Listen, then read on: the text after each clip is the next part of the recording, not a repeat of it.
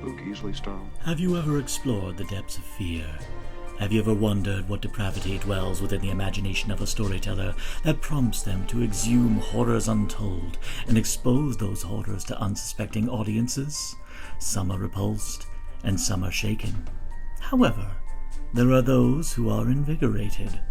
So to those demented souls, we invite you to journey inward into the dark bowels of human imagination. Press play, and you will discover what's in the podcast. That's why they've asked me to tell you all about a charming new eatery located right downtown. The atmosphere is lovely. Marvelous cuisine. I'd give my right arm for that secret recipe. Yes, the chef puts a bit of himself into every succulent dish. Shouldn't that be serve you and your friends? Where you will dine as if there's no tomorrow.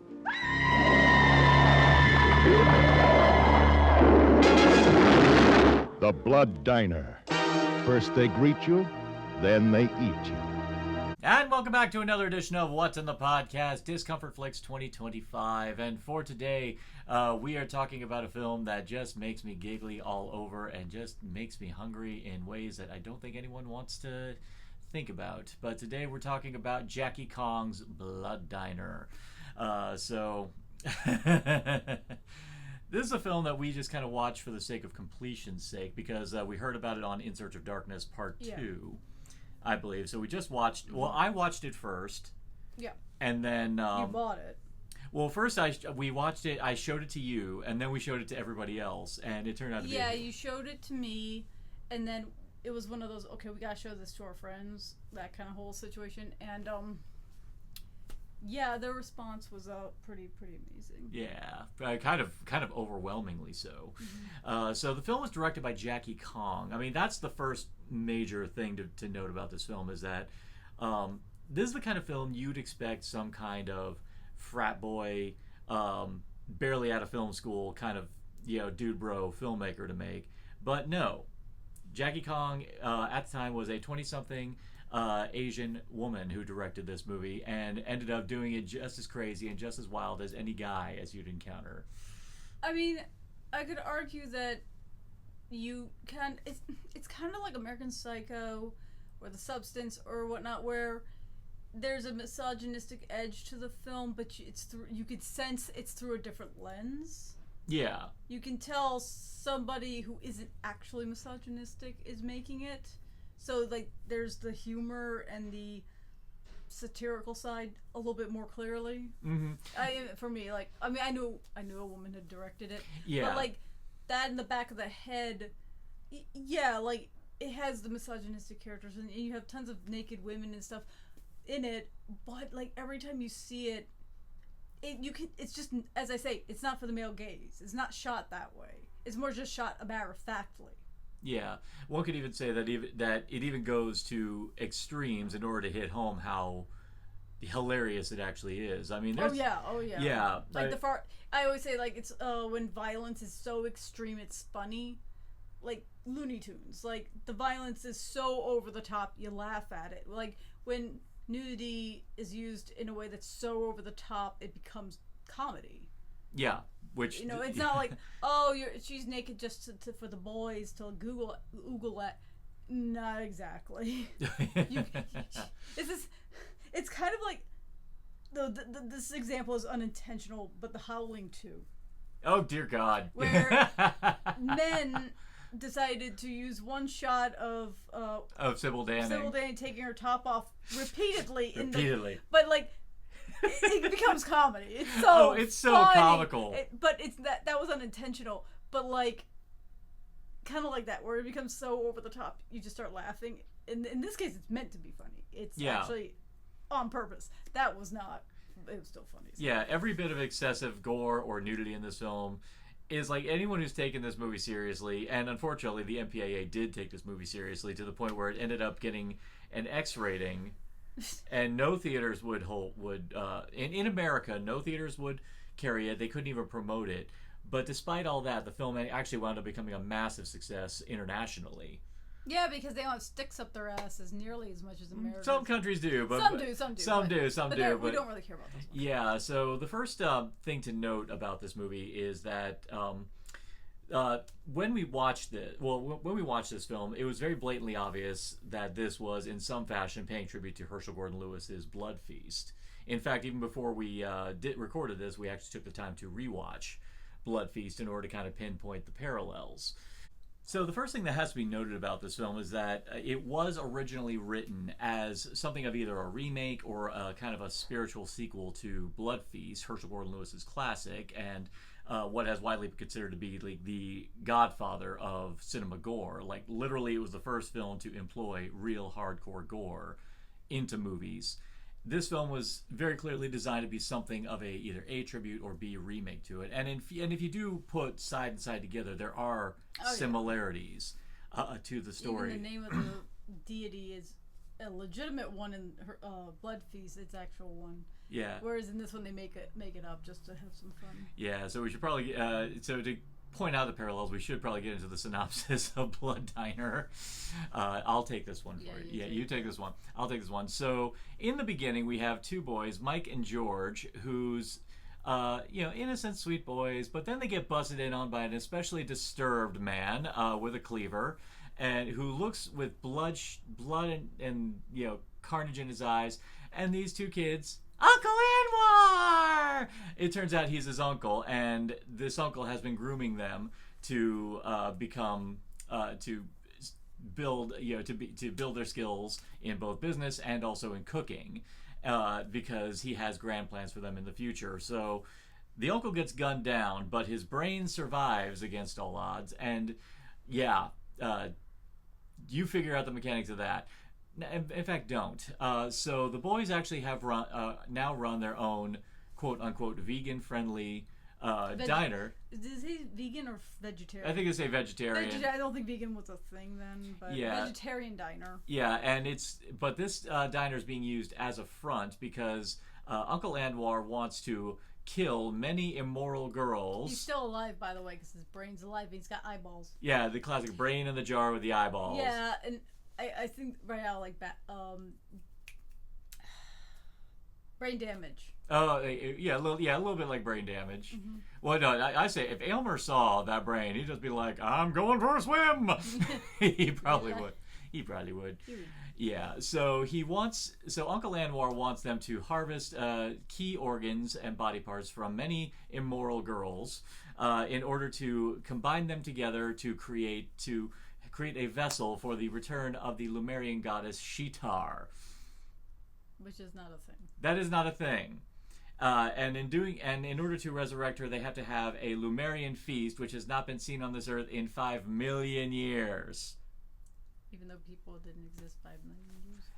How the hell was Again, it's all the silliness that makes it so entertaining. It's just, it makes no sense. There is no reality. Yeah, I don't want to say it's a turn your brain off kind of movie, but it's definitely one that you just Don't start asking questions. don't ask questions. Not that you have to turn your brain off, just don't ask questions. Just really don't. Just don't be like, wait, what? But like, it's just how ridiculous these characters are. It falls in line with how stupid they are. Yeah, everything about this movie is heightened like crazy. I mean, even to the and it seems like Jackie Kong just now from what I've understood from behind the scenes, and even a wonderful interview they did that Peaches Christ did with her on Midnight Mass. Jackie Kong actually said she never watched Blood Feast at all. She wanted to do entirely her own thing. The script apparently in early drafts was meant to be a bit more grindhousey, a bit more exploitation-y.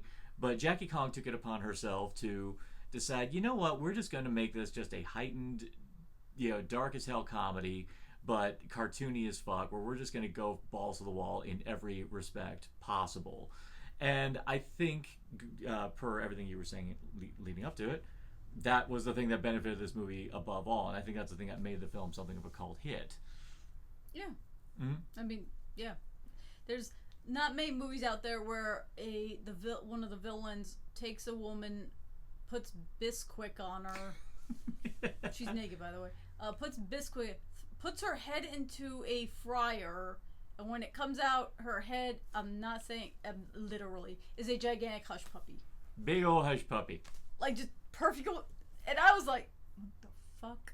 You know? And then I think she gets decapitated and the hush puppy keeps bouncing all over the floor. And it's or what was the bit that our friends went nuts over? It was like the guy falls over and the car just runs over him or something. Yeah. Oh yeah. No, there's one point where, well, actually, prior to this moment, Mike and George are going out on the town to find some immoral girls, for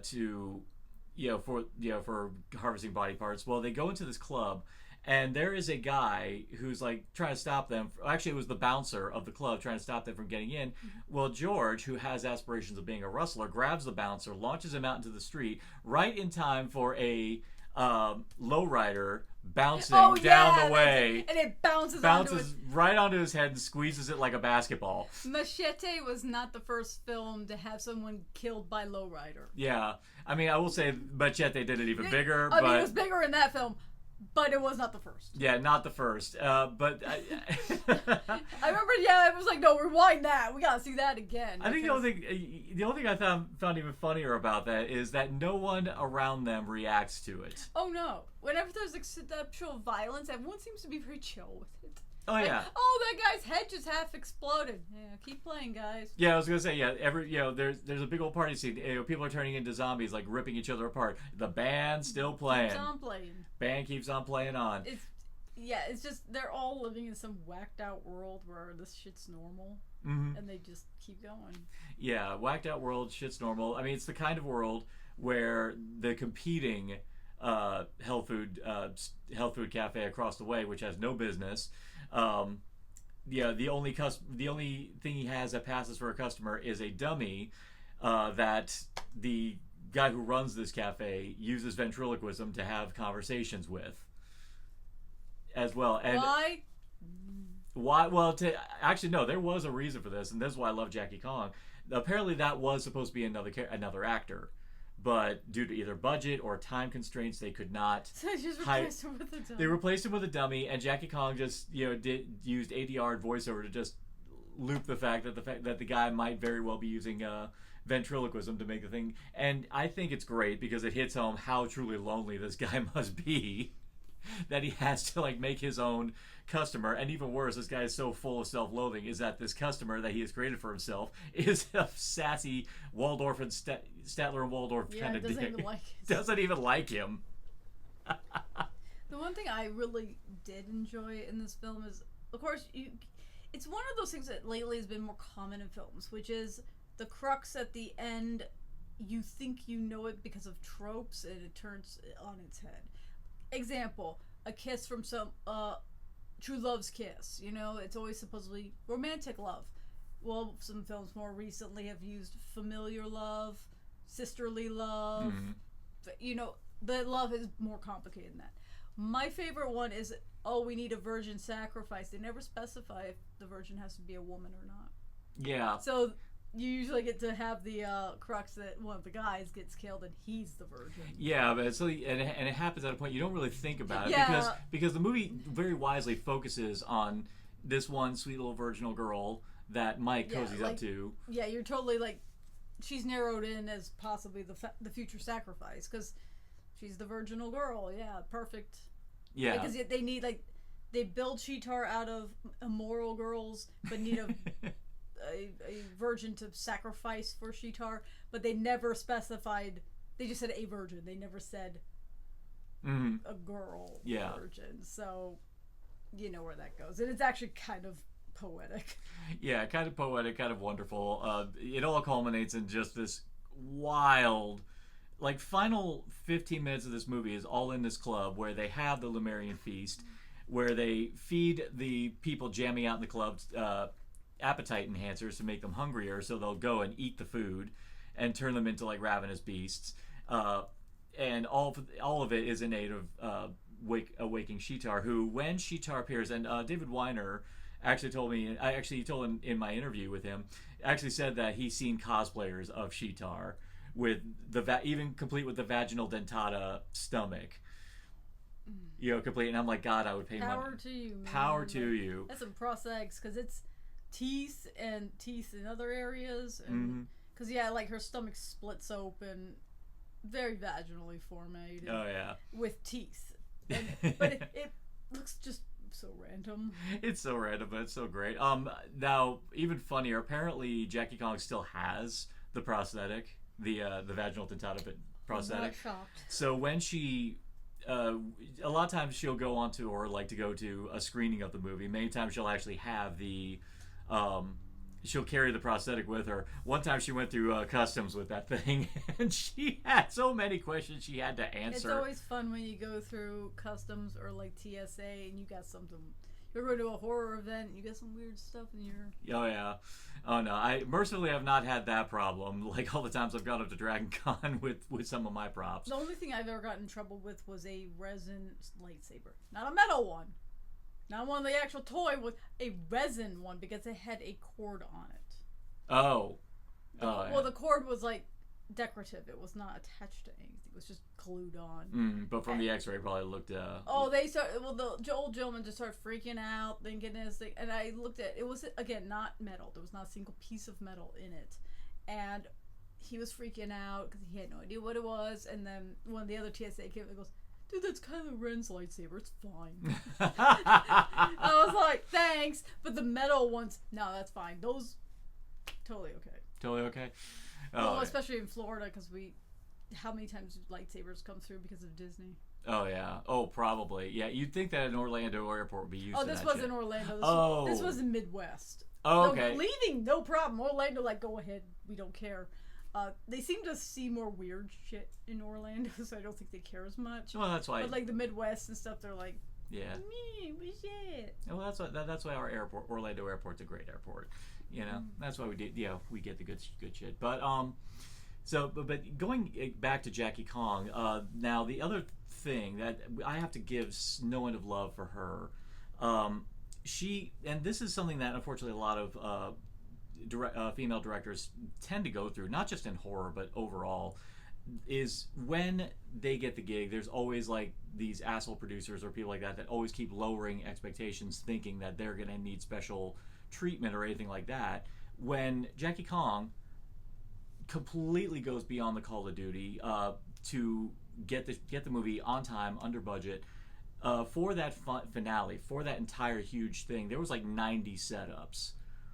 But Jackie Kong had every single shot planned. She had this movie meticulously planned out all the way through, and she was getting 90 setups done per day with prosthetics. Like, that finale has like a shit ton of special effects around every corner, and she had 90 setups being done, and she was able to get that shit done like no time flat. Pretty much everyone on the production, from what everyone was saying on production, it was a completely harmonious set because Jackie Kong was so on top of her shit in order to get that movie made.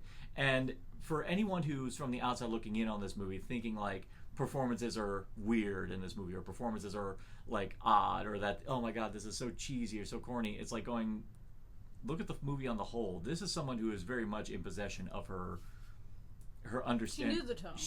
She knew the movie she wanted to make. Yeah, no, film like this, you don't want like Oscar caliber acting. You want acting that fits the film. Yeah. And everyone's over the top. That's the point. Everything is over the top. You cannot play it subtle. Like, the problem can be is when something's serious and the acting doesn't match. You know, it might be like it should have been in Blood Diner and not something more serious, or vice versa. When it's a comedy and someone plays it so straight that it almost conflicts with the tone. Mm-hmm. I mean, you can always have the straight man. That's usually fun if you have one, but if you like too many are doing it. Yeah, and we do have a straight person in this one. Actually, Sheba, she's a pretty hardcore badass cop character named Sheba, who's pretty much our hero for the proceedings. Mm-hmm. She's the one that actually is like completely dead serious, all business, and even funnier is that they pair her up with a poonhound partner who, to the movie's credit, normally in a scenario like this, that guy would be completely useless or a complete idiot. But he does come in handy every few. Not only does he come in handy, but he actually supports Sheba like when she needs it, which is actually he's like your standard misogynistic dickbag, you know, cop detective character. But when it matters, he steps up, and he also does actually listen to her, even though she's like smacking him every now and then. Yeah, I mean, the big thing about their investigation, of course, they start following these weird ass leads. Their captain keeps saying like, stop following this lead, just hunt down this killer. Why are you all hunting down these leads about this Lumerian bullshit?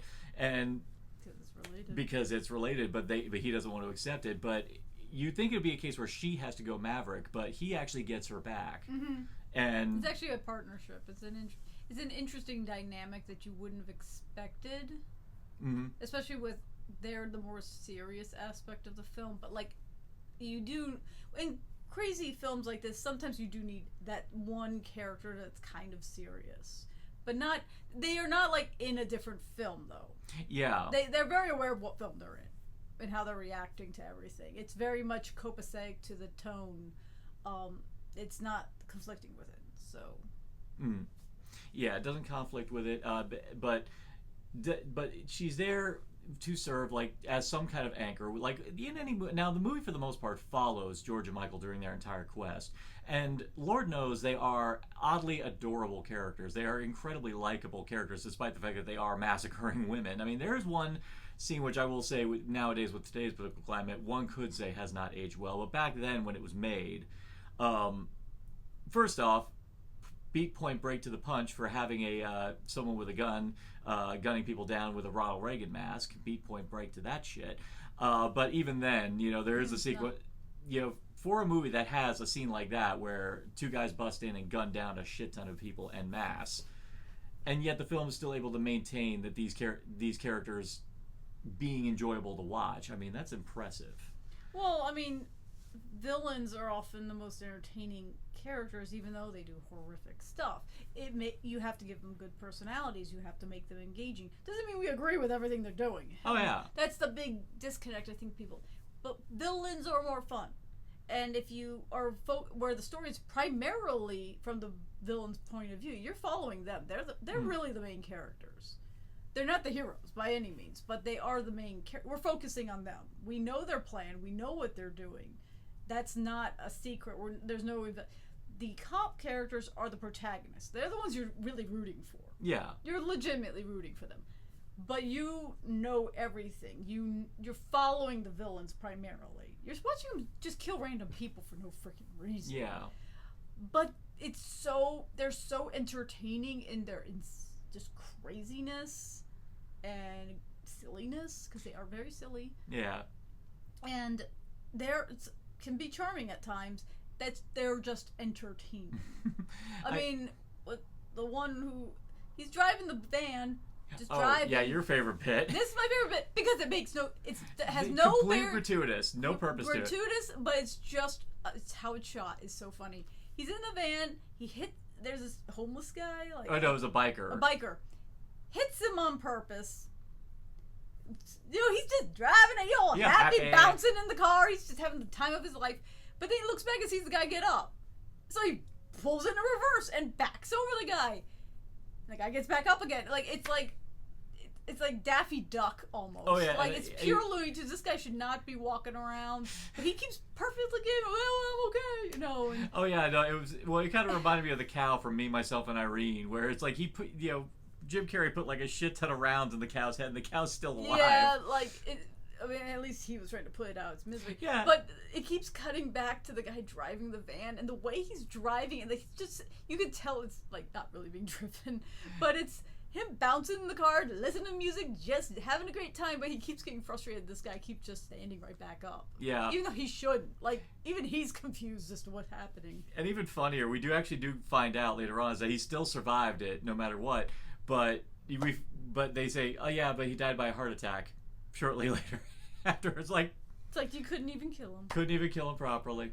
No, he was on his way to kill a amorous couple that they saw at the diner later on, who decided to have a little bit of a tryst in a cave out in the desert, and that part got interesting. Yeah, and Jackie Kong actually said she did this entirely to subvert expectations, because commonly in 80s slashers or any kind of slasher, if a woman gets all naked for the sake of getting it on, she's pretty much destined to die, and she's going to be all whiny and vulnerable, basically all like the girl in the pool in Pieces kind of thing, where she just sits there and just does a sexy pose while she gets a chainsaw to her. In this case, no, here she is, punk haircut, full bush, beats the shit out of George. Yeah.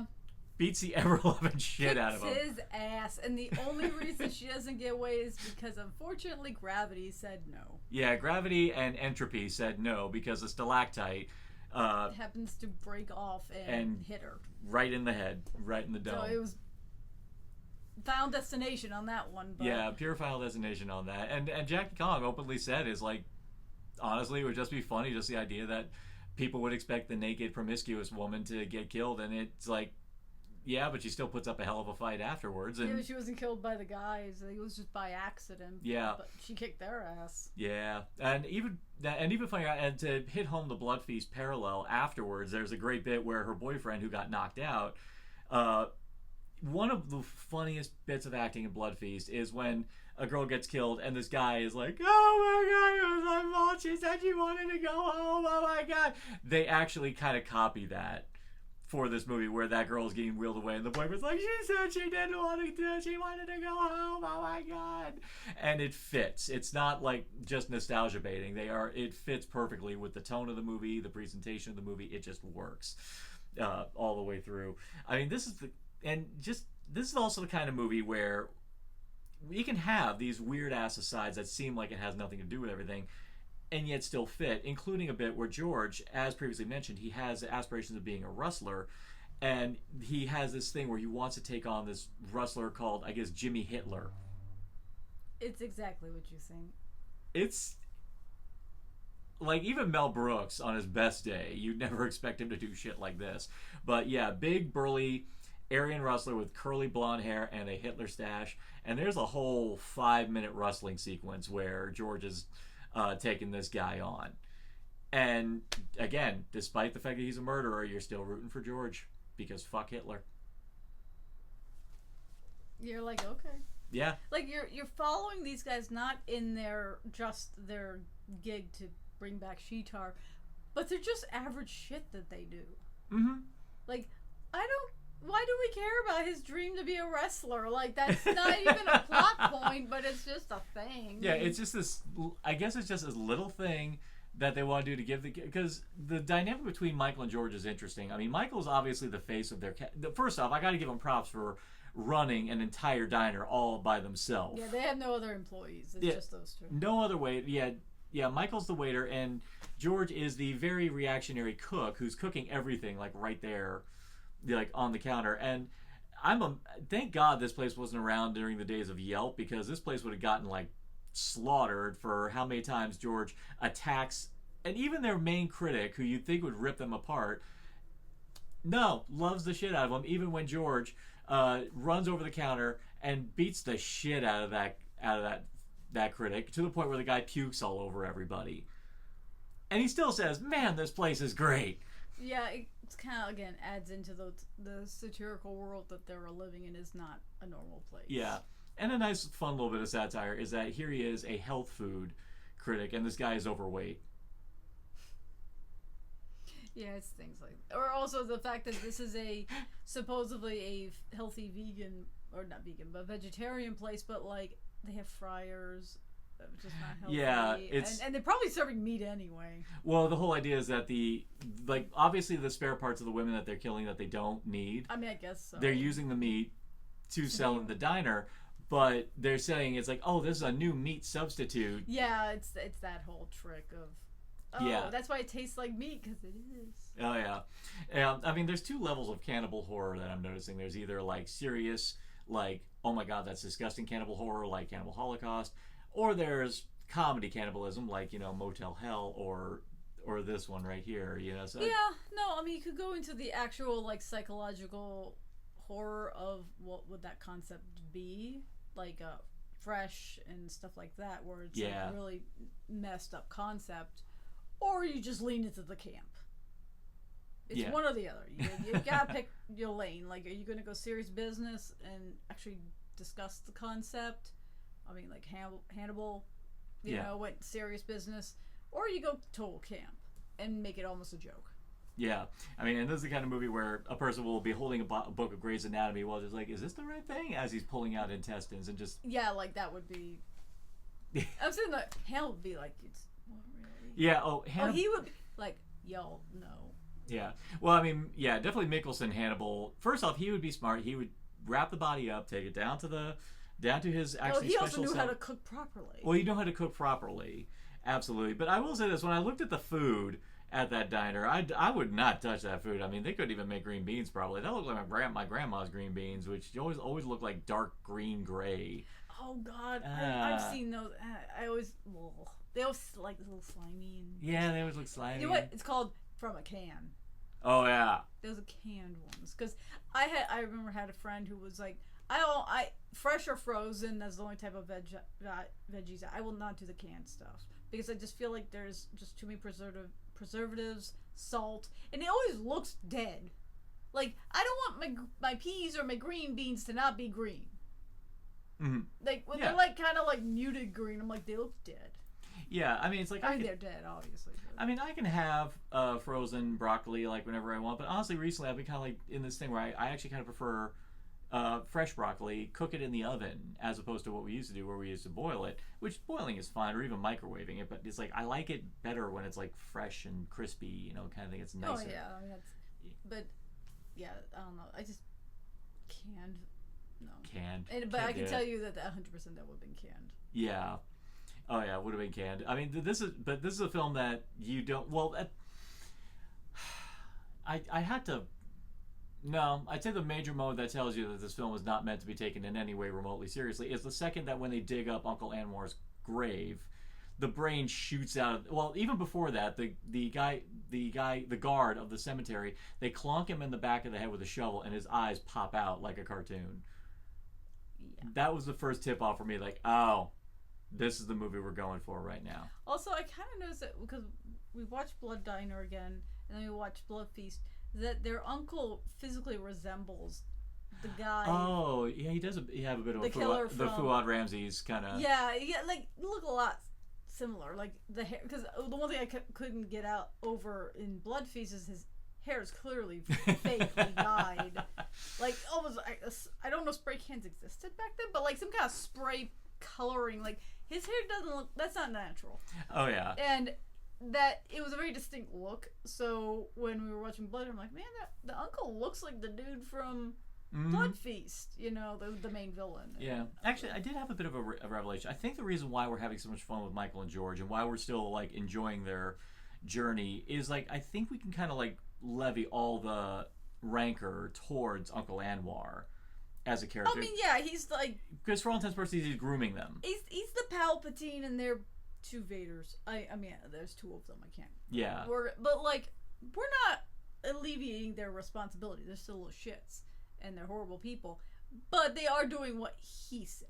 And he's been. And he's the one who's been grooming them from day one. Since they were little kids. They're like he's the Palpatine in this situation. So like we can at least alleviate a little bit of the responsibility off of them because he's there the whole time. Like he's a brain in a jar, but he's still a dick. Yeah. Oh, yeah. Massive, collar-tuggingly unpleasant individual that has no problem making moral judgments on women and also using gay slurs like every left, right, and center. Oh yeah, he's like the worst of the worst. Oh yeah, he's bad. He's bad, and I mean, the killing aside, he's a bad person. Yeah, he's a bad dude. Oh yeah. Though, actually, this kind of leads into a fun little discussion about the idea of when you have a bad character, like where do we as an audience just say, you know what, I actually want to see them achieve their goal? Because there was a little part of me always wanted to see them when I watch this, like I kind of want to see if you can achieve this, if you can actually resurrect Cheeto. Yeah, and they do. Not to the benefit of them. Yeah.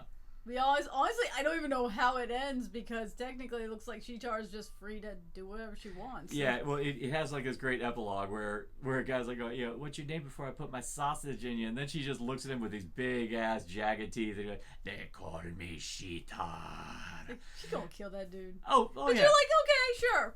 Girl, have a fun time. I think the thing I loved about that after is that you actually see the profile of the guy's reaction where he's like, I guess I can't do any better. Or like at the end of Some Like It Hot where he goes like, well, nobody's perfect. Yeah, like it really does end in a very weird way. But I am kind of like, she just picks up a guy and goes on her merry way. And I'm like, okay.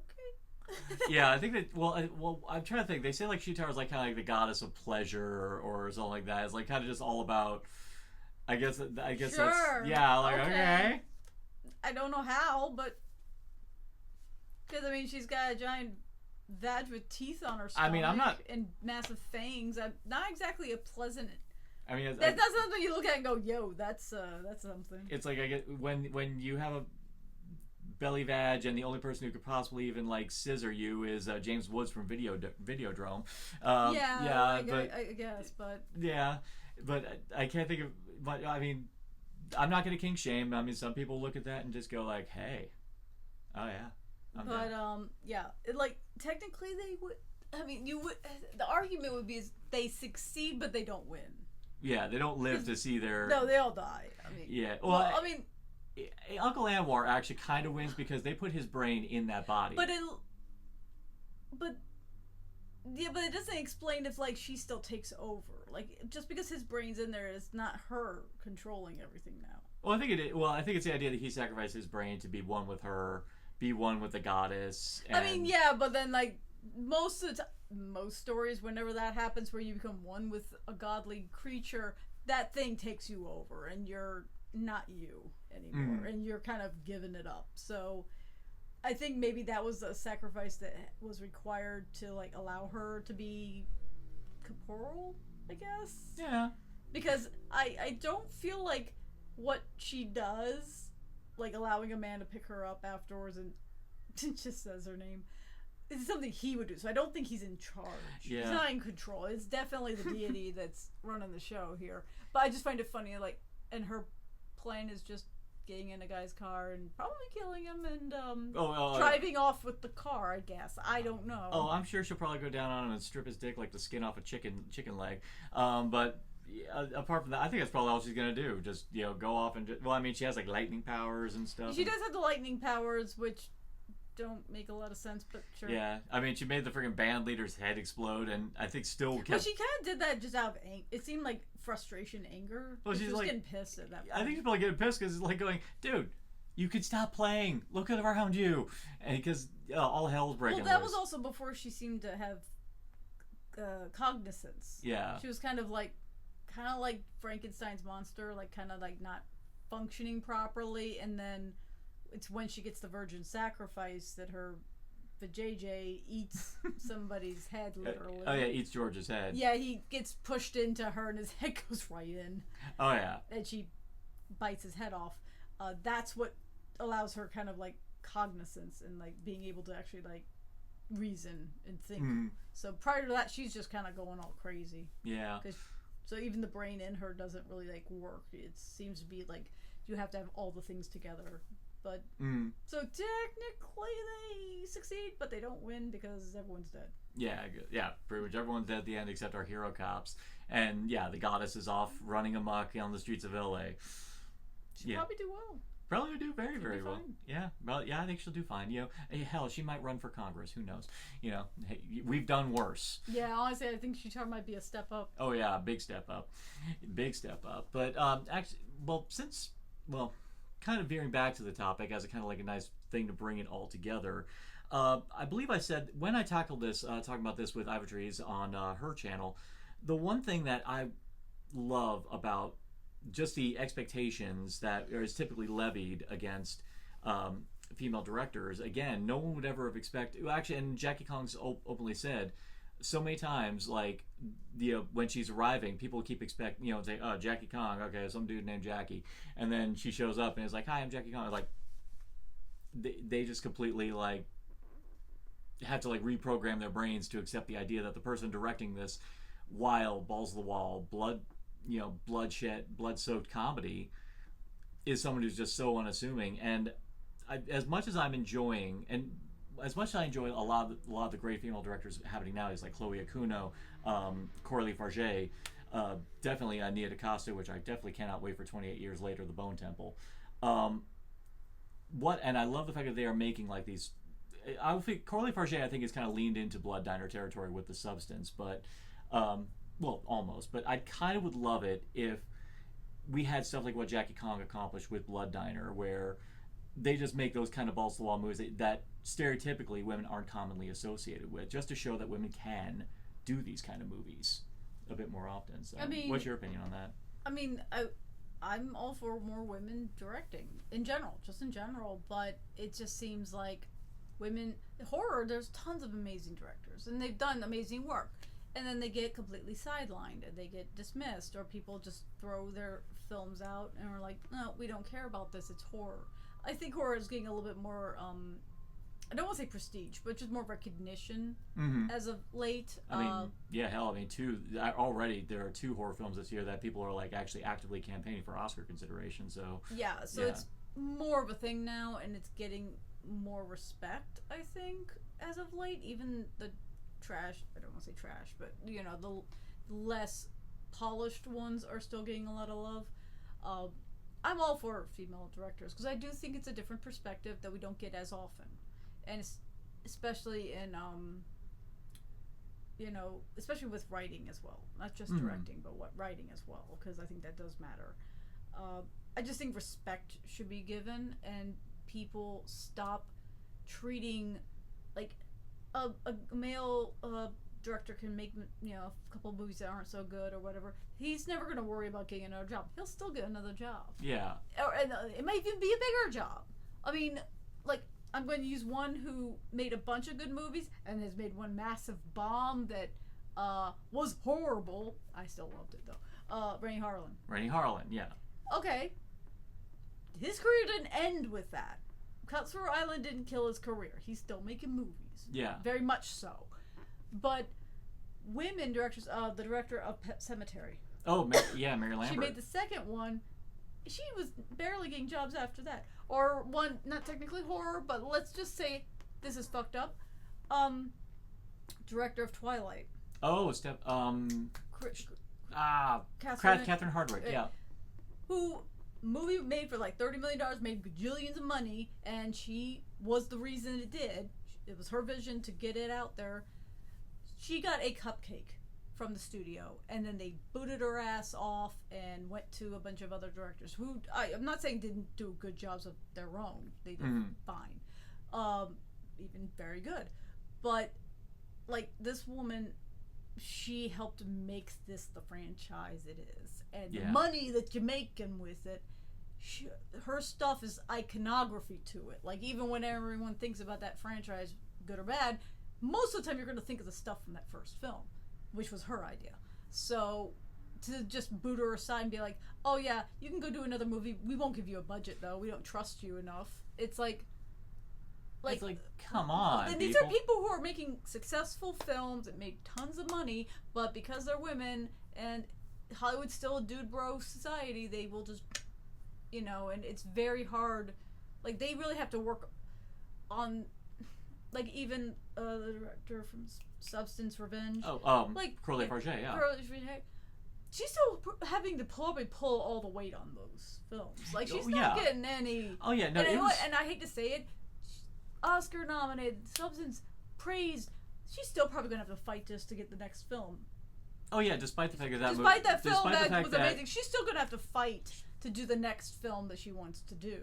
Whereas other directors, I'm going to use one that's a fantastic director, but a lot of his films did not make money or lost money, was Robert Eggers. Yeah. Nosferatu is the only film that actually made a profit. I think the only one I think that's come close was The Witch. I think The Witch. I think it came close. The Witch I know definitely did well. Lighthouse did not. Northman did not. Definitely did not. Great films. No notes. But no one questioned to give him another job or another opportunity. Yeah, give him another passion He beat. still was allowed to. If Robert Eggers was a woman, I doubt that would have happened. Yeah, and that's kind of going back to Jackie Kong. It's crazy that here's a person, and the thing that got her like all these gigs is just the fact that she has had this kind of very bombastic, very just bulldozer attitude, because her first movie was The Being, was a creature feature, and again, she is a very versatile director. She doesn't always make movies like Blood Diner. The Being was actually a environmental creature feature, pretty much all about, you know, a toxic and, you know, infused mutant that's running amok in a small town. She got that movie done by simply walking up to the actors that she wanted, foisted the script on them, made sure they read it, and that's what you did to Martin Landau to get him in the film. But she got what she wanted, and at that time, that was her first movie. But because she knew what she wanted, and because she just did her thing, the movie actually wound up ended up getting attention for her in order to get her next gig, Night Patrol. And it's because that movie did well that ended up allowing her, and people saw like what a great comedy that was. They were like, oh, we gotta have this Jackie Kong person do it. And then she walks in the room, and then it's like, oh, okay, well, let's do this. And immediately they lower their expectations because it's like, oh, it's a woman, an Asian woman doing it. Okay, well, we'll just have to make some accommodations. But then it turns out, nope, she comes in, directs the ever-loving shit out of the movie, and even despite the fact that the movie gets a X rating, still profits, like, insanely. And yet, despite all that, you don't hear much from Jackie Kong after that. And it's like, where's the fucking justice? There is none. Yeah, there is none. And it's like, and even beyond Prestige, I don't even care about Prestige. I just want to see women get the opportunity to do movies. Like, there are women out there who love movies with just crazy balls out, blood and guts, like, and craziness all over the place. We have been through the horror community. We see many fans of many ilks all over the place that love Art the Clown just as much as any dude bro, and love them, and they love make movies just like that. And I would love to see women get the opportunity not just to make great prestige horror, but just get the chance to just say, you know what, I'm going to have a pizza. Let's go ahead and just. Well, I think the argument is that given the opportunity, but also those films shouldn't be so trashed on. Yeah. Like, I mean, like, not everything's going to be great, but not everything that is entertaining has to be great. And I think people have this problem that if something doesn't make a lot of money or is not prestige, then it's bad. Yeah. And that's the only thing it can save you is, well, it didn't make money, but it is prestigious. That can maybe save you. But if it's just not a good film and doesn't make money, they're going to slam you for it. It's like, that doesn't mean it's technically bad. I mean, a lot of good films don't make money, and a lot of also concept of good is very subjective. Extremely subjective. Like, also, just going to put it out there, who was it that said the worst thing a film can be is boring? That's John Waters. My thing I was saying. Some guy, a guy who definitely knows about. Oh yeah. Well, he specifically said not bad movies, only boring ones. Yeah, like a bad movie can still be entertaining as fuck and enjoy it, you know. But also, bad is in a relative sense. Bad, is it because it's just not made well? Is it bad because there's movies that are bad that are not made well, like Things and Sledgehammer and a couple other movies out there. But then there's boring ones that are made well. Oh my god, don't make me watch that again. Like Omen 4. Oh Jesus! I still will never get over that one. Yeah, we do not look forward to when we finally. No, I do not look forward to. I'm gonna have to. It'll be like Clockwork Orange my ass because. I'll fall asleep otherwise. It's so fucking boring. Yeah, no. It worst comes to worst, I may have to take the bullet for you on that one. But with Blood Diner.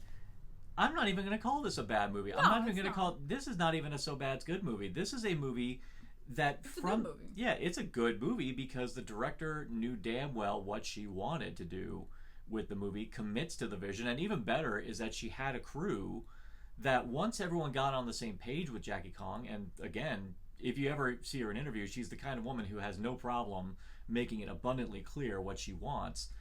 Once everyone was on board with her, everyone had that consistent vision, and as a result, we get a film that is just rife with this great balls to the wall attitude that you just don't get a chance to see very much, not just in female horror directors, but just directors on the whole. Mm-hmm. And it's just refreshing as hell, and just makes me happy that this movie exists and it's out there. And I feel like one of the other reasons we wanted to spotlight it was to get a chance for people to be aware of it, to see the greatness of Jackie Kong. Mm-hmm.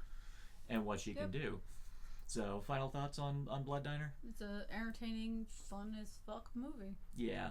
The film, I know, is actually, you can stream it on Tubi right now. I think, when we were looking up Blood Feast on Tubi, I saw Blood Diner on there. However, I do strongly recommend Vestron did an excellent Blu-ray edition of it with some great in-depth behind-the-scenes documentary on it. And great interviews with interview with Jackie Kong from the Etheria Film Festival, which for those who do not know, the Etheria Film Festival is a short film festival where all devoted to female horror directors entirely. Well, and this was from interviews they did with her, honoring her for her achievements as a filmmaker. So that is where you can find this film to watch. So I guess that is that. So we have one more for Discomfort Flicks, one that is technically a Halloween film, actually, and one that had a rocky road, becoming an icon as it was. But stay tuned for House of a Thousand Corpses. Yeah. Yeah, that's what we're gonna see. That's what we're gonna watch. House of a Thousand What Corpses. do you want me to say? Yes. Yay! House of a Thousand Corpses. Captain Spaulding for the win. But so for random recommendations, some I'm gonna maintain. I will say I just walked out of one. Actually, right before I got home, like before we started recording, I just walked out of Him, which was a film co-produced with Jordan Peele. It's getting eviscerated by critics right now. It is getting ripped apart. And first off, I think their reactions are completely knee-jerk. I think it's because they threw Jordan Peele's name on there. Immediately, people raise it to a particular standard. Yeah, I mean, if he's not directing it, don't. And he's not. He's not directing it. It's Jordan Tipping directing this film. I legitimately enjoyed this film because one thing I love is, as you know, I love folk horror. I never realized you could apply folk horror to the world of sports. And that's honestly what the film does. And I actually really appreciated it for that fact. I think my only major note is that this film, sorry for a minor spoiler, but it would have benefited from a unhappy ending. It's, like all the great folk horror, like, The Witch or, Wicker Man, Eyes of Fire. Well, Eyes of Fire is, The Witch, it depends on... I mean, The Witch is kind of a 50-50 on, well, that's your perspective if it's a bad ending. Or, I mean, like Wicker Man. Wicker Man, yeah. You could argue. I mean, part of me is like... Point being, it would have had more oomph if they committed to an ending that actually more fit the themes of the movie that it was tackling. Because the themes were incredibly rich of what it was focusing on. The visual aesthetic's great. I actually thought Marlon Wayans seriously delivered a great villain performance in the movie. You know what? I've never liked him as a comedian, but when I saw him in Requiem for a Dream, I'm like going, no, this is the Marlon Wayans I'd rather be watching, because he's freaking great in dramas, and he's really great as a serious actor. And this one reminded me, like, oh shit, yeah, there's a really good actor under here. Apart from that, I also saw Traumatica from Pierre Sigarides, and I also caught The Long Walk, which that one will wreck you. That one will break you in all the right ways. So, trying to remember. I think you haven't anything. I really have not gone. Actually, you were at the Forever Twilight Festival in Forks. Yep, I was working it. Yeah, tell us a bit about that. So the difference between this event and like conventions and stuff is that they literally have a festival for like 4 days at the town that is based. The movies and books were all based on. Well, this year was the 20th anniversary, so Tiffany Meyer came, did a big Q&A, which was actually very entertaining. I was actually pretty impressed. But one of the big things they do is some of the stuff is paid, some of it's free, and they have casts that play the characters from the books, good guys, bad guys, all the guys, walking around. And like at one point you could go to the high school and literally the Cullen family will be just the kids, I'm quoting kids, would be walking around. You could run into them. I work with the Volterra Coven, so we are the Volturi, so we're the bad guys. Nice. And we have our like things that we do.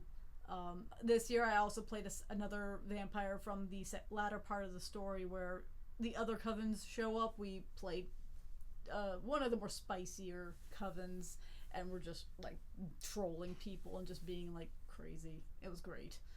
But it was very, very well received. We're getting still tons of feedback, and it's one of the things I really like doing every year. It's absolutely work. I do not get a break. No. The only break I get is when I hit the bed and go to bed. That is my only break. But it's just a very fulfilling, fun experience, and you kind of... I mean, people love to trash on Twilight fans, and I think that's unfounded because you have crazy, wild fans of everything. I will say how, from the perspective of somebody who has the fans coming to you, they're the nicest. Like, there is no... Like, in any other franchise, you know, you get kind of animosity if you don't like this version of this or that, or Star Wars. Good lord, if you like one movie that the others don't like, they're going to rip you in half. Oh man! But with Twilight, even if someone's like, oh, I prefer this character over this one, or this book over this, or I like the books, not the movies, whatever, there's no hate. Nobody argues with you. And then they have the whole rivalry of the team, Jacob, Jane, Edward. There's no rivalry. They actually, like, joke about it. They find fun in it. Or the stuff that's weird in the franchise, like the friggin' baby. That is like an icon of hilarity with the fans. Everyone loves how insane it is. And they're not questioning the problematic aspects, like any sane person doesn't. But they also kind of know this is not real. Like, I mean, there are some that maybe take it a little too far sometimes, like a little too personally, but you're always going to have those fans. But they're never rude, and they're never disrespectful, so I don't really care. I mean, this year we actually got to do an acting, because we do sometimes reenactments of scenes. Normally we don't, because we're the baddies. We get to just have fun and be little bitches to everyone. This year, though, we actually had to take part in a reenactment from the third film, or the third book, which was new. That was brand new to me. Yeah, you showed me the footage. That was pretty cool. Yeah, I was like, so how are we going to rip somebody's head off in front of everyone? And they're like, oh, we're going to just do this instead. I'm like, okay, because I was a little worried. Yeah. But it was fun. It was a good time, and next year is going to be the fourth book, movies, I hope. They're not splitting it, because that is not my favorite quality of the films, but it's definitely the most fun one. Like, this is going to be fun if we get to do it. Gee, at some point, you'd think that we might have to actually do episodes exploring the Twilight series. Yeah, because I'm sorry, I'm throwing it down. That stuff is a blast. You can have so much fun with it. Well, you heard it here, folks. We're gonna have to we're gonna tackle that at some point or another. So brace yourself. We're just not gonna tell you when, but it'll actually mean something to us. Yeah. So yeah, it actually will be. So yeah, a lot of other good ones I've been watching, in the past, but I'll save them for when we do our final discomfort flicks for Halloween. So stick to us for that. And if you wish to delve into the dark bowels of human imagination, ask yourself the simple question: what's in the podcast? Thank you for joining us on this edition of What's in the Podcast. If you find yourself hungry for more deep cuts into the gloriously morbid and macabre, you can also find us on TikTok, Blue Sky, and YouTube at Narcotic Casserole. You can also follow us on Instagram at Narcotic Casserole 25. Follow us if you dare.